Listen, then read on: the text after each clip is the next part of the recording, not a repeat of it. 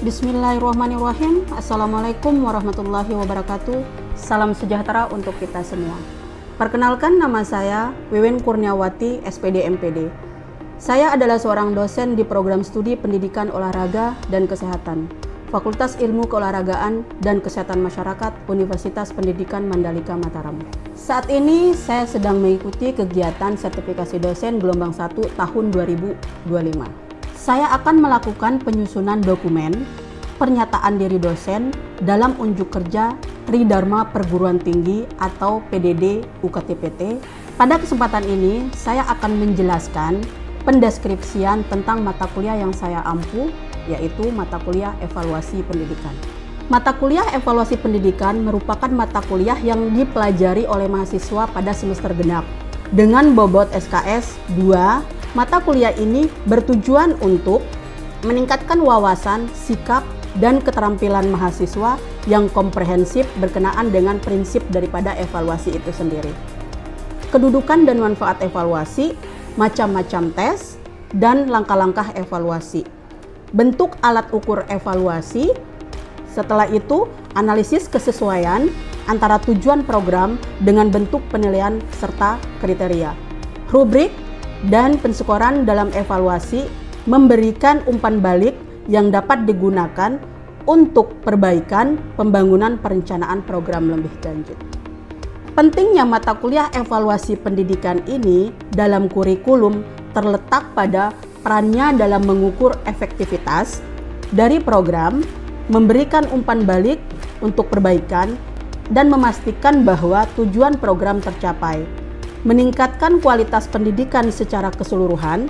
Setelah itu, evaluasi membantu mengidentifikasi kekuatan dan kelemahan daripada program pendidikan tersebut, serta merancang program yang lebih efektif, membantu mengembangkan kurikulum yang lebih baik.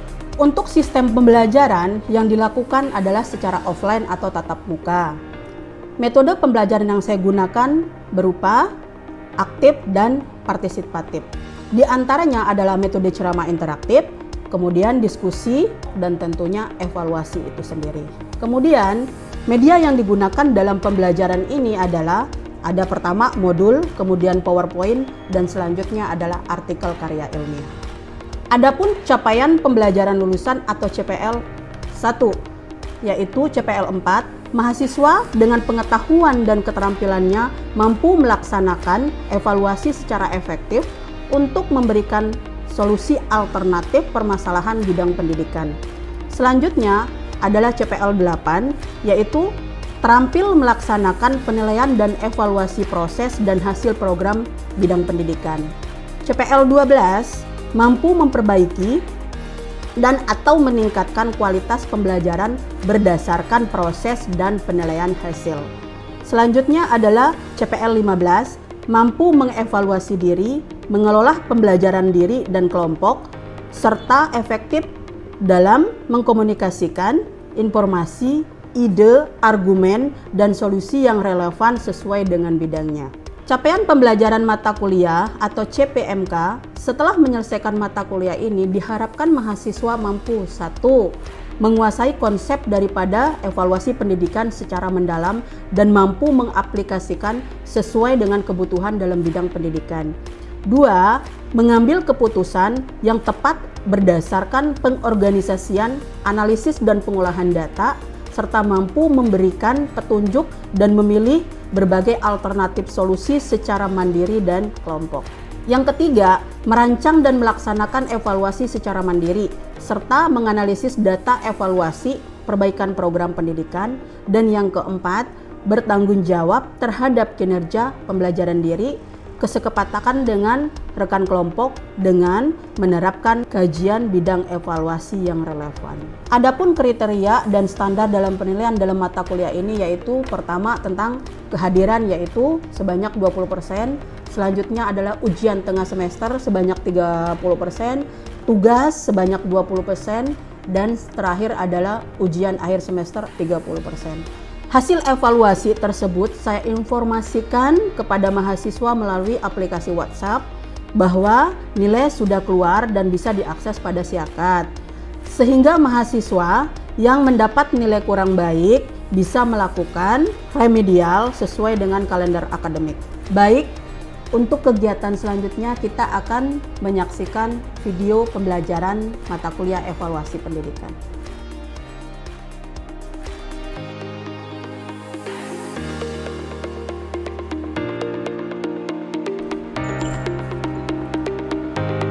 Assalamualaikum. Bismillahirrahmanirrahim. Assalamualaikum warahmatullahi wabarakatuh. Selamat siang semuanya. Waalaikumsalam warahmatullahi wabarakatuh. Siang Bu. Apa kabar adik-adik? Baik. Oke, Ibu pengen bertanya sebelumnya, apakah ada hari ini yang tidak masuk? Ada Bu. Siapa? Jumatnya Bu, nggak masuk Bu. Kenapa? Alasannya tidak masuk apa? Nggak ada alasannya sih Bu. Oh, berarti dia alfa Tanpa ya? keterangan. Oke. Sebelumnya untuk presensi silakan buka di siakatnya ya. Di sana nanti kan ada untuk kehadiran, semuanya arahkan ke siakatnya itu sendiri. Oke?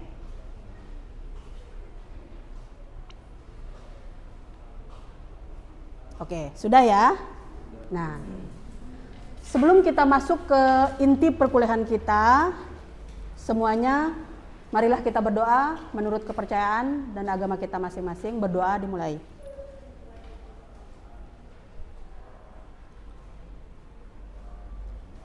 Selesai. Ini itu pertemuan kita yang selanjutnya ya, benar tidak? Benar Bu. Sebelumnya kita sudah membahas tentang hakikat daripada evaluasi. Apakah ada yang masih ingat tentang pembelajaran minggu lalu tentang hakikat daripada evaluasi itu sendiri? Saya Bu. Oke, Bani? Hakikat evaluasi pendidikan itu proses sistematis untuk mengumpulkan, menganalisis, dan menginterpretasikan efektivitas program, proses, dan hasil pendidikan.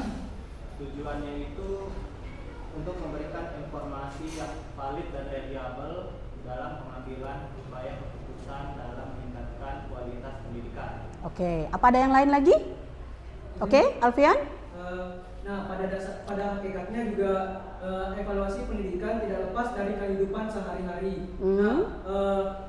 Evaluasi ini sendiri membantu untuk kita menilai, memperbaiki, dan misalnya seperti ketika kita membeli buah apel, di situ kita bisa melihat bagaimana atau kita bisa mengukur melihat buah ini bagaimana dari teksturnya, rasanya, dan apakah layak untuk dikonsumsi. Nah, dalam kehidupan sehari-hari juga evaluasi membantu kita membuat keputusan yang lebih tepat dan meningkatkan kualitas diri. Jadi perlu melakukan evaluasi dengan bijak dan adil berdasarkan fakta dan data yang akurat. Oke, berarti masih ingat ya tentang minggu lalu, pembelajaran kita minggu lalu. Ya, pada dasarnya setiap hari dalam kehidupan kita itu kita tetap mengadakan yang namanya evaluasi. Seperti yang Ibu bilang minggu kemarin, di dalam evaluasi itu ada yang namanya pengukuran, ada yang namanya penilaian. Oke. Sekarang kita masuk ke materi minggu hari ini. Pertama yang akan kita bahas adalah tentang tujuan daripada evaluasi. Oke, kita akan membahas tentang tujuan daripada evaluasi itu sendiri. Pada dasarnya tujuan evaluasi itu ada dua, ya. Pertama, ada yang namanya tujuan umum, kemudian ada yang namanya tujuan khusus. Kita bisa lihat di sini, adik-adik sekalian. Tujuan umum itu daripada evaluasi pendidikan itu adalah untuk menghimpun yang namanya bahan-bahan keterangan yang akan dijadikan sebagai bukti mengenai taraf daripada perkembangan daripada suatu program pendidikan. Sedangkan tujuan khususnya daripada evaluasi itu adalah untuk merangsang kegiatan ya dalam menempuh program pendidikan itu sendiri untuk mencari dan menemukan faktor-faktor penyebab keberhasilan atau kelemahan daripada program pendidikan. Oke, next. Jadi pada dasarnya tujuan daripada evaluasi itu adalah untuk mengetahui proses yang terjadi di dalam suatu pemrograman daripada pendidikan itu. Program pendidikan itu apa saja adik-adik? Pertama salah satunya adalah proses pembelajaran. Di dalam pembelajaran itu apa saja yang harus kita lihat? Pertama di sana media apa yang kita gunakan, kemudian metode apa yang kita gunakan, atau model pembelajaran apa yang kita gunakan, apakah materinya itu sudah sesuai atau tidak dengan RPS atau dengan RPP yang sudah kita buat. Itu yang dinamakan dengan program pembelajaran atau program pendidikan. Oke, selanjutnya di dalam proses pembelajaran itu memiliki hal itu yang paling penting, itu adalah 3 hal yang paling penting. Pertama adalah input. Kemudian transformasi dan output. Nah, inputnya itu sendiri adalah peserta didik itu sendiri. Kemudian kalau transformasi adalah segala unsur yang ada di dalam program. Di dalam program termasuk di dalamnya itu seperti yang Ibu bilang tadi, ada guru, ada media, ada bahan ajar, ada metode dan lain sebagainya. Paham sejauh ini? Paham, Bu. Oke. Dan selanjutnya ada yang namanya output. Nah, output di sini itu adalah pencapaian yang dihasilkan dari proses daripada pembelajaran tersebut. Paham sejauh ini? Paham. Next. Yang kita bahas itu adalah urgensi evaluasi dalam pendidikan. Oke. Evaluasi pendidikan itu bisa lihat di sini diartikan sebagai penilaian dalam bidang pendidikan itu sendiri. Nah, di dalam urgensi pendidikan itu ada hal-hal yang harus kita lihat di sini. Pertama, dia itu harus bersifat mutlak atau perlu adanya.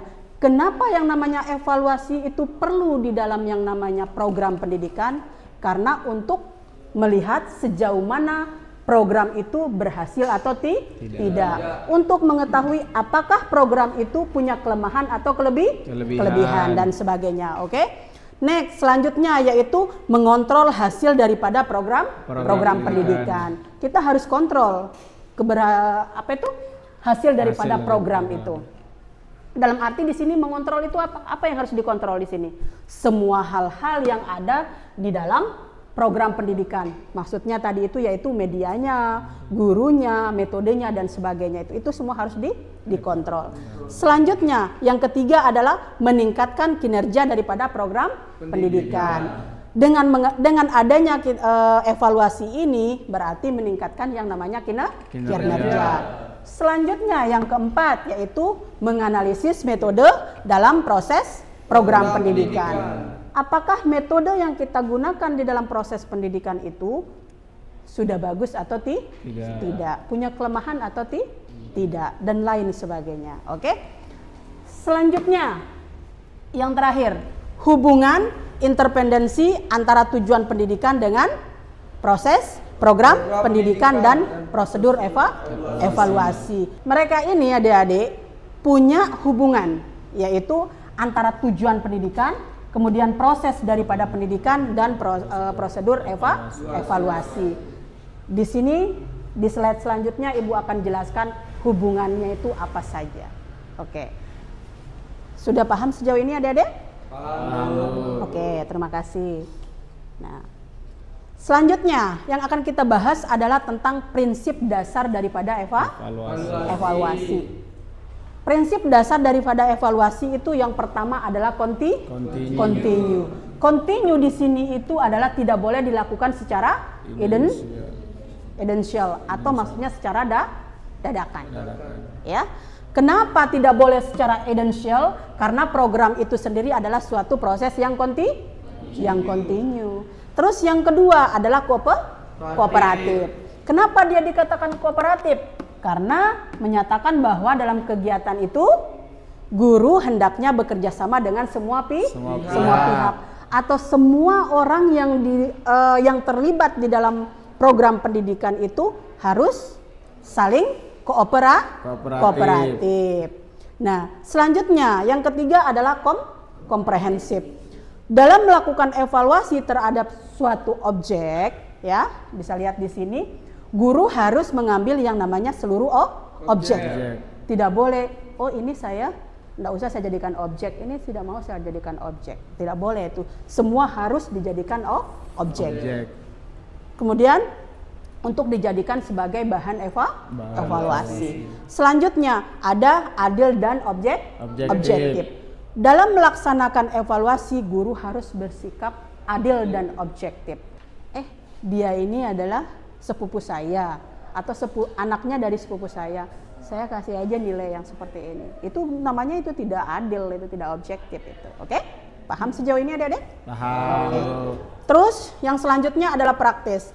Praktis ini artinya adalah mudah dipahami dan digunakan baik oleh evaluator itu sendiri dalam menyusun alat evaluasi. Paham sejauh ini? Paham, Bu. Oke, thank you. Next ya. Sekarang kita akan melihat ciri-ciri daripada evaluasi itu sendiri.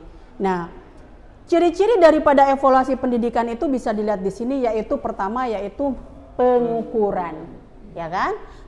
Pengukuran dilakukan secara tidak langsung.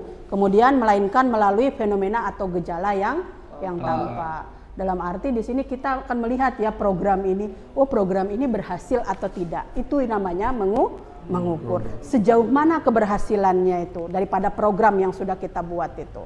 Nah, itu namanya mengukur. Nah, selanjutnya pengukuran menggunakan ukuran-ukuran yang berupa angka-angka atau bersifat kuantitatif. Nah, selanjutnya penilaian menggunakan unit-unit atau satuan tetap. Dalam arti mereka itu punya panduan khusus. Kenapa dikatakan berhasil? Kenapa dikatakan tidak berhasil? Kenapa dia dikatakan lemah program itu dan kenapa dia dikatakan tidak lemah atau memiliki kelebihan. Oke. Nah, ini yang Ibu bilang tadi, kegiatan evaluasi itu terdapat satu prinsip umum adik-adik semuanya. Oke. Di dalam prinsip umum evaluasi itu sendiri yaitu dinamakan triangulasi evaluasi. Kenapa dikatakan triangulasi evaluasi? Bisa lihat di sini, yaitu pertama ada yang namanya tujuan daripada program. Tujuan program dari pendidikan itu apa? Itu yang harus kita lihat, ya. Kemudian dari tujuan program ini akan kita lihat yang namanya program atau proses dari program tersebut. Punya kaitan tidak antara tujuan dengan program ini? Punya, karena apa? Kita lihat arah tanda panahnya itu kemana. Ternyata tujuan ini akan mengarah kepada yang namanya proses daripada program. Begitu juga dengan proses program akan mengacu kepada yang namanya tujuan. Nah, setelah itu program ini akan kita lakukan yang namanya evaluasi. Evaluasi ini juga yang akan kita evaluasi adalah proses daripada program tersebut. Kemudian selanjutnya dari evaluasi juga kita akan melihat kepada yang namanya tujuan daripada program tersebut. Makanya mereka dikatakan adalah triangulasi evaluasi. Kenapa? Karena antara yang satu dengan yang lainnya itu adalah punya korelasi atau hubungan. Paham sejauh ini? Paham, Bu. Oke.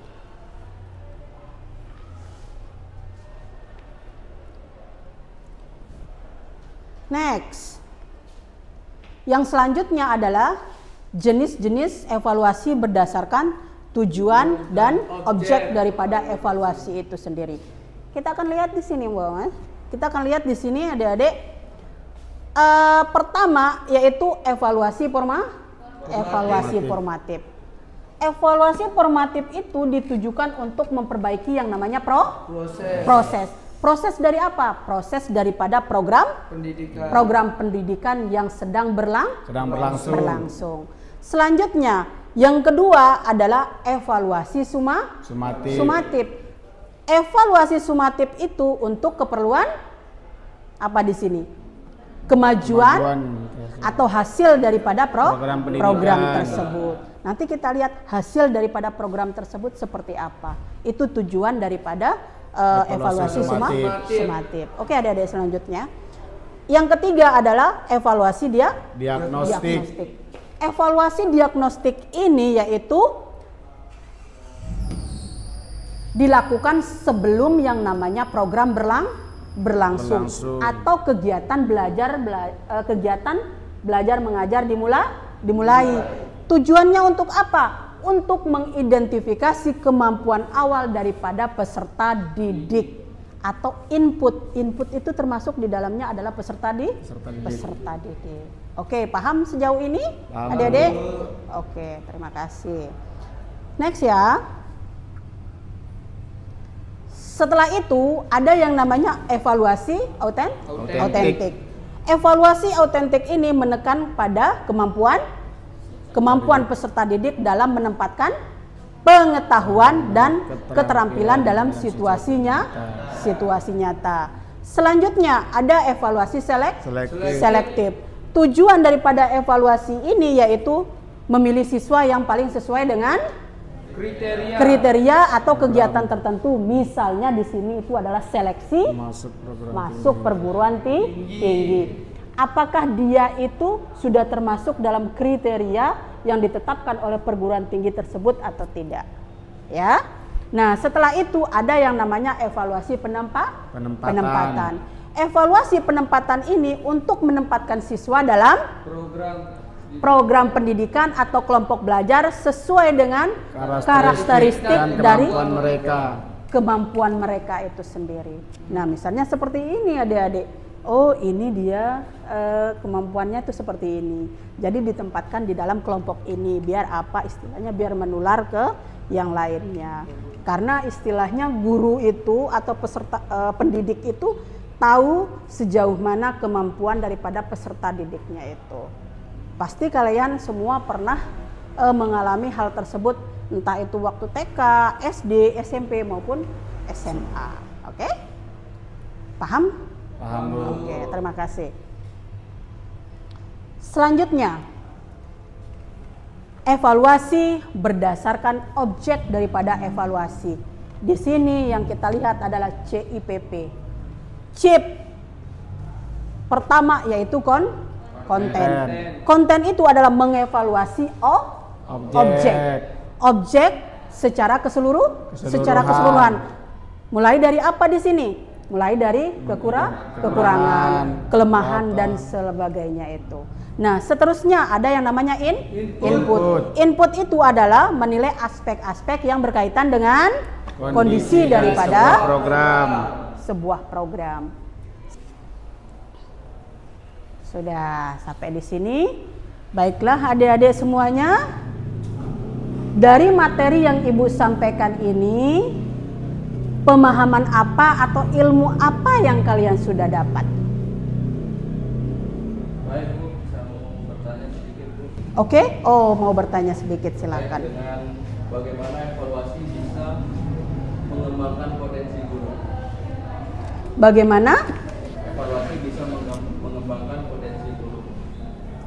Bagaimana evaluasi bisa mengembangkan yang namanya potensi guru? Seperti ini adik-adik semuanya.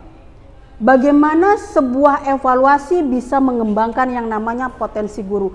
Pertama yang harus dilihat itu adalah umpan balik. Umpan balik itu adalah feedback antara pendidik dengan peserta didik. Apakah ada atau tidak di dalam proses program tersebut atau di dalam proses pembelajaran. Kemudian yang selanjutnya adalah apakah program pembelajaran tersebut bisa meningkatkan yang namanya profesional daripada pendidik tersebut atau daripada guru tersebut. Nah, dari proses pembelajaran atau program pembelajaran tersebut bisa kita lihat umpan baliknya seperti apa, kemudian bisa meningkatkan profesionalitas guru dan sebagainya. Itu tujuannya daripada itu ya. Oke. Ada yang lain bertanya di sini? Tadi kan Ibu jelaskan jenis-jenis evaluasi pembelajaran. Apakah evaluasi pembelajaran tersebut bisa diterapkan dalam proses pembelajaran gitu, Bu? Oke, yang ini maksudnya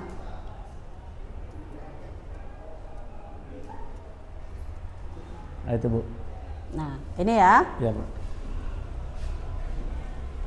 Apakah jenis-jenis evaluasi itu bisa kita terapkan di dalam program pendidikan atau di dalam proses belajar mengajar? Begitu? Benar, Bu. Nah, pada dasarnya semua evaluasi atau jenis-jenis evaluasi yang Ibu jelaskan di sini itu adalah bisa kita terapkan atau kita implementasikan di dalam proses pembelajaran. Karena Ibu bilang tadi, setiap evaluasi punya tujuan tertentu. Evaluasi formatif punya tujuannya, sumatif punya tujuannya, diagnostik punya tujuannya, dan lain sebagainya punya tujuannya itu sendiri. Paham sejauh ini? Paham. Jadi intinya semua jenis-jenis evaluasi itu bisa kita gunakan di dalam program pendidikan untuk mengevaluasi suatu program pendidikan. Misalnya itu adalah program pembelajaran di dalam kelas. Oke? Ternyata semuanya itu bisa diterapkan ya Bu.